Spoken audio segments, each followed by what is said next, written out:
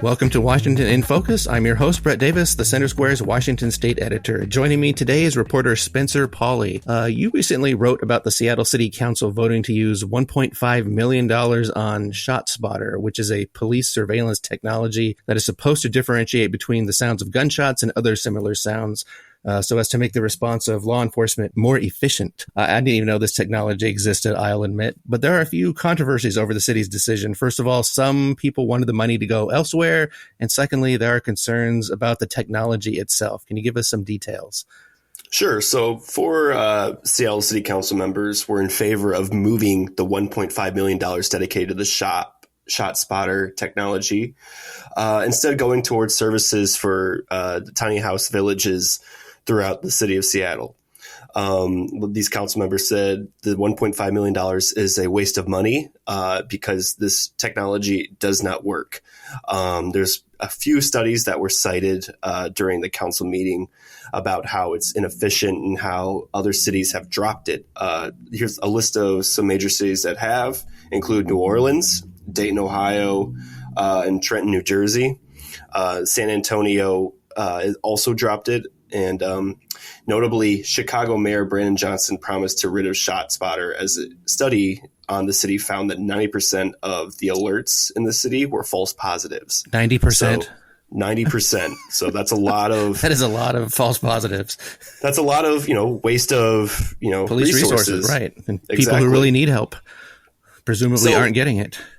Yeah, exactly. So as, Seattle is working on the 2024 budget adjustments, that was considered. However, the amendment to switch those funds was denied by the majority of the city council.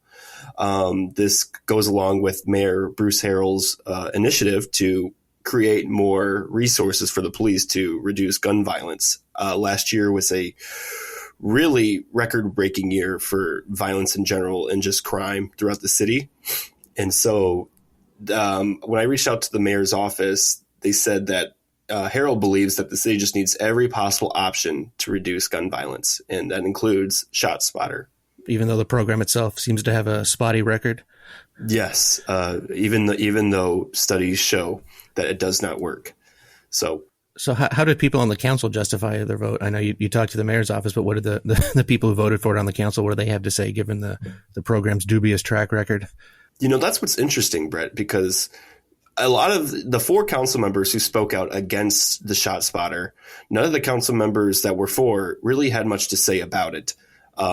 They just, at one point I was, pre-writing my story as I was listening to the council meeting saying this is going to get approved.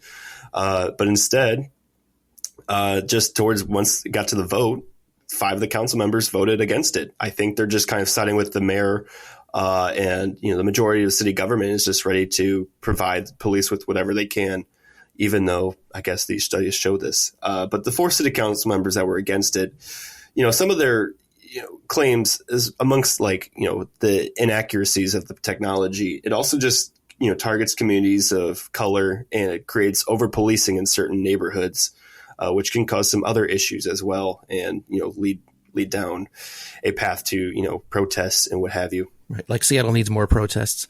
Exactly, right. And I think we just might see a cycle, but who knows? I mean, there are still cities that use ShotSpotter.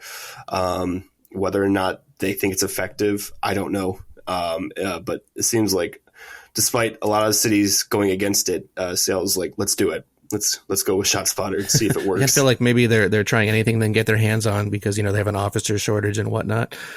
Exactly, and Mayor Harrell's budget adjustments also include automatic license plate readers, CCTV cameras, anything at the police's hand to help. So this includes the ShotSpotter. So is there a timeline for when ShotSpotter will be implemented? It will be implemented next year with the $1.5 million, allowed by the city. So I think you're going to start seeing, I don't know if it's going to be January 1st, you're going to start seeing this implemented, but throughout the year, you're going to start seeing it. So that'll be something I will continue to look into. I'm sure statistical show. I'll be curious to see if this makes the problem better or worse, given the experience of some other cities and that 90% false positive figure you cited earlier. Right. We'll see if the city of Seattle is seeing, improvements with faulty technology. More just for you. Right. So, all right. Well, thanks so much, Spencer. Listeners can keep up with this story and more at thecentersquare.com. For Spencer Pauly, this is Brett Davis. Please subscribe and thanks for listening.